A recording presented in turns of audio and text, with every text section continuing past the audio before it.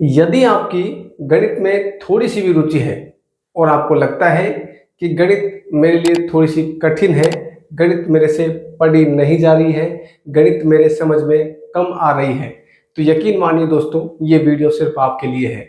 इस वीडियो के माध्यम से मैं आपसे वादा करता हूँ, इस वीडियो के देखने के बाद में आपको गणित के जो बारे में आपकी जो विचारधारा है, आपकी सोच है, आपकी मान्यता है, पूरी तरह बदल जाएगी। मैथ्स के बारे में आपकी राय बिल्कुल अलग हो जाएगी। मैं यहाँ पे आपको कुछ टिप्स, कुछ तरीके, कुछ मेथड और कुछ मेरे जो विचार है व्यक्तिगत, मैं आपके सामने शेयर करूँगा। देखो दोस्तों, मैं इस वीडियो के माध्यम से आपको 4 टिप्स बताने जा रहा हूँ, 4 तरीके बताने जा रहा हूँ, जिसके माध्यम से गणित को किस प्रकार से समझा जा सकता है, किस प्रकार से गणित में रुचि पैदा की जा सकती है और किस प्रकार से गणित में हम प्रतियोगी परीक्षा हो चाहे एकेडमिक परीक्षा हो, उसको किस प्रकार से टॉप कर सकते हैं। इन 4 टिप्स के माध्यम से गणित को समझने, गणित को हल करने, गणित को यूज करने के बारे में आपको इस वीडियो के माध्यम से पूरा मैं बताऊंगा। दोस्तों, बड़ा ही आसान सा है मैथ्स जो विषय है, लेकिन हम जब भी मैथ्स में एंट्री करते हैं, हम मैथ्स को समझने की कोशिश करते हैं। यदि मान लो कोई बच्चा मैथ्स में नया नया है और नया नया मैथ पढ़ने की कोशिश करता है, तो उसको ज्ञान देने वाले बहुत मिल जाते हैं। जैसे ही हम मैथ्स के बारे में किसी से पूछते हैं तो हमको सुनने में मिलता है कि मैथ्स तो बहुत कठिन सब्जेक्ट है, मैथ्स में तो सूत्र याद करने पड़ते हैं, बिना फॉर्मूला के मैथ होती ही नहीं है। तो इस प्रकार की धारणाएं सुनकर हमें क्या है कि हमारा एक पूर्व धारणाएं जो दूसरे के लोगों की बनी हुई है, वो हमारे दिमाग पे हावी हो जाती है और हमें लगने लगता है कि वास्तव में गणित कठिन है। लेकिन दोस्तों, इसको इस प्रकार समझिए, जैसे मान लो कि आपने कोई फल आज तक खाया ही नहीं और आप किसी से पूछो कि ये फल कैसा है, और कोई आपसे कहे कि नहीं ये तो बहुत कड़वा फल है, ठीक है, और इसको खाने से मुंह खराब हो जाएगा, मुंह जलने लग जाएगा। यदि कोई आपसे ऐसा कहे तो क्या आप उसकी बात पे यकीन करोगे? नहीं करोगे, क्योंकि जब तक आप उस फल को खाओगे नहीं तो आप कैसे मानोगे कि ये फल कड़वा है, ठीक है। और मान लिया जाए कि वो फल कड़वा है, तो फिर आप ये भी सोचिए कि ये फल कड़वा तो है लेकिन इसके फायदे भी हो सकते हैं। आपने सुना होगा, दवाई जितनी कड़वी होती है उतनी फायदेमंद होती है, ठीक है। तो आप किसी के कहने सुनने मात्र से आप ये भ्रमित मत होइएगा कि मैथ्स की प्रकृति कठिन है, मैथ नीरस है, मैथ में फॉर्मूले ही फॉर्मूले और कुछ नहीं है, ठीक है। तो मैं इस वीडियो के माध्यम से आपको सारे डाउट दूर करूंगा और वो ट्रिक जो है मैं आपको बताने वाला हूँ। 4 ट्रिक है। यकीन मानिए, चौथा जो ट्रिक है वो एक ऐसी ट्रिक है जो आपके लिए रामबाण साबित होगी, आपकी जिंदगी को बदल देगी मैथ्स के बारे में, ये मैं आपसे कह रहा हूँ, ठीक है। तो समझिए वो 4 जो है टिप्स कौन कौन सी हैं।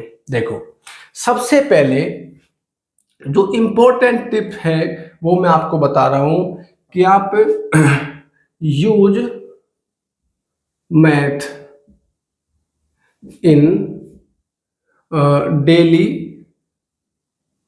या रियल लाइफ। आप क्या करो कि मैथ का यूज करो, मैथ का उपयोग करो डेली लाइफ में, रियल लाइफ में। कैसे, मैं आपको बता देता हूं। दोस्तों, आपसे जब फोन नहीं हुआ करते थे, जो छोटे फोन आते हैं ना, कीपैड फोन, स्मार्टफोन, जब नहीं हुआ करते थे तो गांव में एसटीडी बूथ हुआ करते थे, ठीक है। तो वहां पे पूरे गांव में एक एसटीडी बूथ होता था। किसी का फोन आता था तो एसटीडी बूथ वाला बोलता था कि हाँ मैं उस आदमी को बुलाता हूँ, तब तक आप लाइन पे रहिए। तब वो आदमी को बुला के लेके आता था, तब फोन पे बात होती थी, ठीक है। किसी के कॉन्टैक्ट नंबर सेव करते थे तो बहुत से बहुत डायरी में सेव करते थे। आपको याद होगा, जब फोन नहीं होते थे ना, तो हमारे मौखिक रूप से मुंह जुबानी कम से कम 20 से 25 लोगों के मोबाइल नंबर याद होते थे। कोई पूछा था कि फला आदमी के मोबाइल नंबर बताओ तो हम तुरंत बता देते थे। लेकिन अब स्मार्टफोन आ गया है, अब मुश्किल से 2-3 फोन नंबर याद नहीं है। खुद का नंबर याद होगा, मुश्किल से मुश्किल वाइफ का नंबर याद होगा, पापा का होगा, भाई का होगा, बस 3-4 मोबाइल नंबर आपको याद हो सकते हैं। बाकी और मोबाइल हमको याद ही नहीं है। कोई हमसे मोबाइल नंबर पूछे तो हम क्या करते हैं, निकाला मोबाइल, उसमें से देख के हम बता देते हैं। तो हमारी याददाश्त कितनी गड़बड़ हो गई स्मार्ट जो गैजेट है इनके चक्कर में, ठीक है। तो अब मैथ जो है उसको रियल लाइफ में कैसे यूज कर सकते हैं। देखो, जैसे मान लो हम 1000 रुपये लेकर राशन की दुकान पे चले गए, ठीक है। दुकान वाले से हमने कुछ चीनी खरीदी, कुछ चाय खरीदी, ठीक है, और कुछ मान लो कोई कपड़े धोने का साबुन खरीदा, नहाने का साबुन खरीदा, शैम्पू खरीदा, जो भी किराने की हमने सामान खरीदा, ठीक है। अब दुकान वाला भी क्या करता है, हिसाब लगाता है तो कैलकुलेटर में लगाता है, हम भी हिसाब लगाते हैं तो कैलकुलेटर में ही लगाते हैं मोबाइल के में, लेकिन कभी भी हमने दिमाग से मौखिक रूप से गणना करने की कोशिश नहीं करते। यही पहली जो है समस्या होती है गणित को डेली लाइफ में, रियल लाइफ में लाने की। यदि हम उस कैलकुलेटर का यूज ना करके उंगलियों में उसको हल करें, मौखिक हल करें, तो गणित क्या है हमारी इम्प्रूव होगी। लेकिन इम्प्रूव कहाँ से होगी? हम छोटे छोटा गुणा भाग करेंगे तो मोबाइल से करेंगे, कैलकुलेटर से करेंगे। आपने देखा होगा जो पुराने बुजुर्ग लोग जो होते हैं बड़े से बड़े हिसाब को उंगलियों में कर देते हैं, उनका गणित बहुत अच्छा होता है। लेकिन हमारा गणित ऐसा नहीं है, हम छोटी छोटी बातें मोबाइल में कैलकुलेटर से हम यूज करते हैं। तो गणित में जो रुचि आपको जगानी है, गणित में इंटरेस्ट आपको जगाना है, ठीक है, तो कैसे आएगा? सबसे पहला पॉइंट ये है कि जो गणित है उसका रियल लाइफ में, डेली लाइफ जो दिनचर्या की जो हमारी जिंदगी है उसमें गणित को उतारो। आप जो भी आप हिसाब करो, छोटा मोटा हिसाब करो आप गणित का, तो वो मौखिक रूप से करने की कोशिश करो। धीरे धीरे आपको अजीब लगेगा क्योंकि आपने अभी तक मोबाइल का यूज किया है, बहुत आसान होता है आपको, लेकिन जब आप विदाउट मोबाइल आप काम करोगे तो आपको थोड़ा अजीब लगेगा, लेकिन वो धीरे धीरे आपके रूटीन में आ जाएगा और मजा आएगा आपको, ठीक है। पहला पॉइंट तो ये आपको करना होगा। दूसरा जो है वो ये है डीप प्रैक्टिस, यानी कि आपको बहुत ज़्यादा प्रैक्टिस करनी है। कैसे समझो? जैसे मान लो आप कोई सवाल हल करना आपने शुरू किया और उस सवाल हल करते करते एक स्टेप ऐसी आई जहां पे आपको प्रॉब्लम आ गई, वो सवाल आगे आपसे हल नहीं हो रहा।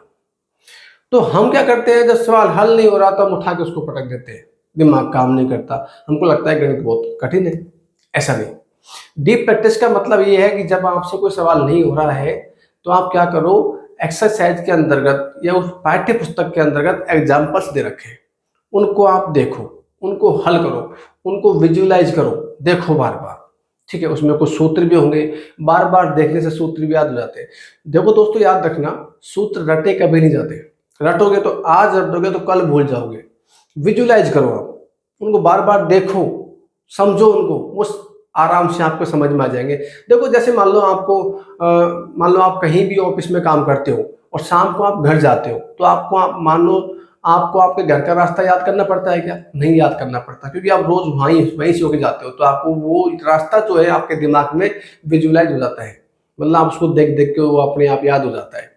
तो डीप प्रैक्टिस का मतलब ये है, जैसे मान लो कोई सवाल आपसे नहीं हो रहा है, कहाँ पे नहीं हो रहा है, क्यों नहीं हो रहा है, उसको समझो कि क्यों नहीं हो रहा है, कहाँ कमी रह गई, तो उसको सुधारो।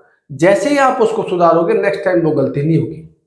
तो आप क्या करो, उसका बार बार अभ्यास करो, और वो सवाल नहीं हो रहा है तो एग्जाम्पल करो, 2-4 एग्जाम्पल करो, तो आपके वो समझ में आ जाएगा जो सवाल आपसे नहीं हो रहा। देखो याद रखना दोस्तों, जैसे मान लो कोई भी टॉपिक आपको याद नहीं हो रहा, आपको लगता है वो कठिन है, तो उसको प्रैक्टिस करो, उसके बारे में 1 बार 2 बार 3 बार 4 बार 5 बार प्रैक्टिस करो। वो फिल्मी डायलॉग है ना, जब तक तोड़ेंगे नहीं तब तक छोड़ेंगे नहीं, वो वाली कहावत है। बार बार सवाल करो, आपको इतना कॉन्फिडेंस डेवलप हो जाएगा कि आपको वो टॉपिक जो कठिन लगता है, जो सवाल है वो कठिन लगता है, वो बड़ा ही आसान लगने लग जाएगा और आपको मौखिक याद हो जाएगा, ठीक है। तीसरा पॉइंट है सॉल्व 2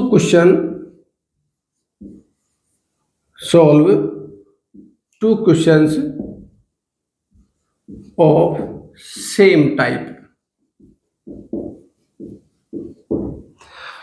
इसका मतलब क्या होता है?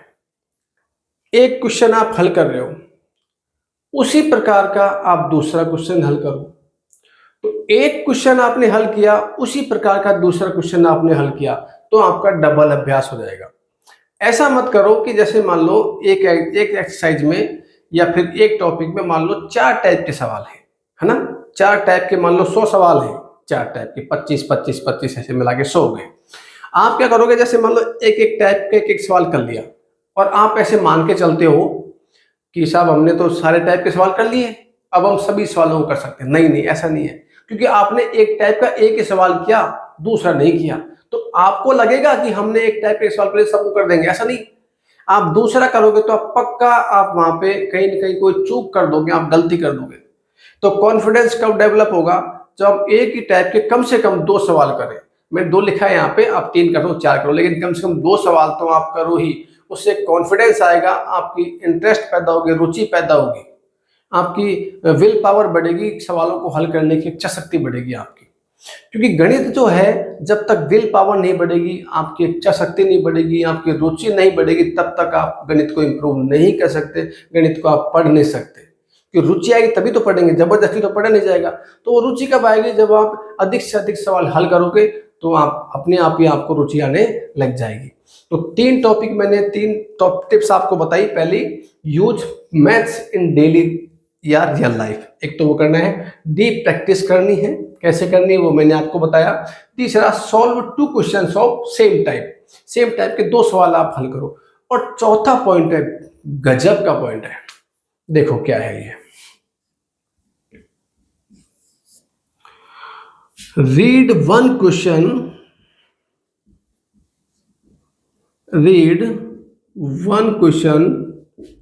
Eight a time. ये चारों पॉइंट में सबसे शानदार टिप है। क्या है, समझो इसको। कोई पेपर हम हल कर रहे हैं मैथ्स का, उसमें 100 सवाल हैं। तो अमूमन हम क्या करते हैं, जब एग्जामिनर हमारे हाथ में पेपर पकड़ाता है, मेज पर, टेबल पर, जब कुर्सी पे बैठे हुए होते हैं, तो फर्स्ट टाइम 99% क्या करते हैं, उस पेपर को पूरे को देख लेते हैं कि कौन कौन से सवाल आए, किस किस टाइप के सवाल आए, क्या हमसे होता है, क्या हमसे नहीं होता। तो आप कहोगे सर हम भी तो ऐसे ही करते हैं। तो आप गलत करते हो। क्यों गलत करते हो? 100 सवाल हैं, आपने सारे सवाल देख लिए। जैसे मान लो 4 पन्ने का सवाल है, आपने पहला पन्ना देख लिया, दूसरा पन्ना देख लिया, तीसरा पन्ना देख लिया, चारों पन्ने आपने देख लिए। अब होगा क्या, आपको मान लो पहले पन्ने में 5 सवाल आते हैं या 10 सवाल आते हैं, 10 सवाल आते हैं मान लो, और 1 सवाल आपसे नहीं आया मान लो। तो मानव की प्रकृति क्या होती है, जो आया ना उस पर ध्यान नहीं जाएगा, लेकिन जो नहीं आया है उस पर ध्यान जाएगा। जो नहीं आया है उसको सोच सोच के दिमाग इतना खराब कर लेंगे कि आते हुए 10 सवालों में से भी कोई न कोई कबाड़ा कर देंगे, कोई न कोई सवाल को गलत कर देंगे। ये साइकोलॉजी होती है। अब आपने 4 पन्ने खोले, 4 पन्नों में मान लो 10 सवाल आपसे नहीं आते, ठीक है, और 90 सवाल आपको आते हैं। तो फिर उन 10 सवालों के चक्कर में 90 सवालों को कबाड़ा कर दोगे आप, 90 सवालों में नुकसान पहुंचा दोगे आप। ये ऐसा होता है। सारे सवालों को देखोगे एक साथ, तो जो नहीं आएंगे उस पर ज्यादा ध्यान जाएगा आने वालों की बजाय। ये होता है, एक्चुअल में ऐसा होता है, सबके साथ होता है। तो आप कहोगे सर कैसा करें? ऐसा करो ना, 4 पन्ने तो पहला पृष्ठ हमने खोला, पूरा पन्ना नहीं पलटा, पृष्ठ खोला, 1 बाय 1 आओ। एक सवाल, नंबर 1 सवाल हमने देखा, ये हमसे आता है, सोल्व करो उसको भी, ठीक है। अब एक सवाल हम कर चुके तो हमारे अंदर कॉन्फिडेंस आएगा, एक तो किया, दूसरा कर लिया, तीसरा कर लिया, चौथा नहीं आया तो कोई बात नहीं, 5वां ट्राई करो, ठीक है। पेपर का पैटर्न हमें पता होता है कि सेक्शन ए आएगा, सेक्शन बी आएगा, बी में ऐसे सवाल आएंगे, ए में ऐसे सवाल आएंगे, हमको खूब पता है। तो पूरा पेपर क्यों देखें, हमें पता है कि लास्ट में इतने नंबर का सवाल आएगा, पहले इतने नंबर का सवाल आएगा, तीसरे इतने नंबर का सवाल आएगा। अब चाहे आप शुरू से देखो, चाहे लास्ट से देखो, चाहे बीच में देखो, लेकिन एक टाइम में एक ही सवाल पढ़ो, सारे सवालों को मत पढ़ो आप। मैं ये नहीं कह रहा कि आप शुरुआत से शुरू करो, एंड से भी शुरू कर सकते हो, बीच से भी शुरू कर सकते हो, लेकिन एक टाइम में एक ही सवाल पढ़ो, सारे सवालों को मत पढ़ो। 1 बाय 1 आप सवाल करोगे तो जितने सवाल आप उसमें सॉल्व करते जाओगे उतना ही कॉन्फिडेंस आपके अंदर डेवलप होगा। और एग्जाम में आप देखना, मेरी बात याद रखने का, आपको एग्जाम में जरूर सक्सेस मिलेगी। आप इन चारों पॉइंटों को आप फॉलो करोगे। दोस्तों, मैथ्स कोई ऐसा कठिन सब्जेक्ट नहीं है। इस दुनिया में कोई सबसे प्यारा सब्जेक्ट है तो मैथ्स है। प्रकृति के कण कण में मैथ्स है।